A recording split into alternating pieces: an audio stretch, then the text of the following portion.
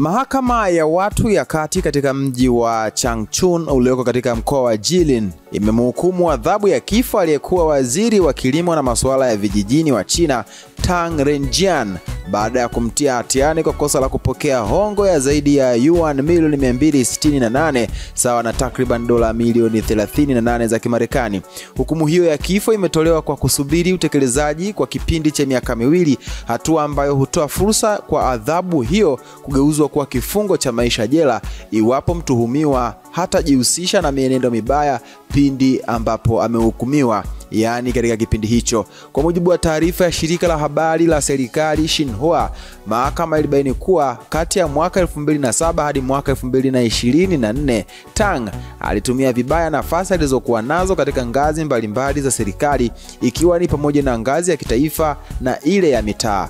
Kwa ajili ya kujinufaisha binafsi, alitoa msaada haramu kwa watu binafsi na makampuni ili wapate mikataba ya biashara, kushinda zabuni za miradi ya maendeleo, pamoja na kupewa vyeo ndani ya taasisi za serikali. Katika kipindi hicho, Tang alijipatia mamilioni ya fedha kupitia vitendo vya rushwa, na pesa hizo zilipatikana kupitia mianya ya ufisadi ya kimfumo aliyoujenga kwa muda mrefu akiwa madarakani. Mbali na adhabu hiyo ya kifo, mahakama pia imemnyang'anya Tang haki zote za kisiasa kwa maisha yake yote na kuamuru kutaifishwa kwa mali zake zote binafsi.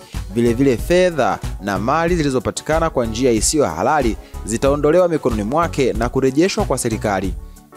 Hukumu hii inakuja ikiwa ni sehemu ya msimamo mkali wa serikali ya China dhidi ya vitendo vya ufisadi chini ya uongozi wa Rais Xi Jinping, ambaye ameendesha kampeni kali ya kupambana na rushwa tangu alipoingia madarakani. Kampeni hiyo imewahusisha maelfu ya maafisa wa serikali, wakiwamo viongozi waandamizi, wanajeshi na wakurugenzi wa mashirika ya umma. Tang Renjian ni mmoja kati ya maafisa wa juu kabisa wa serikali kuwahi kuhukumiwa adhabu ya kiwango hiki katika historia ya karibuni ya China, na kesi yake inaonyesha dhamira ya serikali kuendeleza mapambano dhidi ya rushwa kwa njia isiyovumilika kabisa.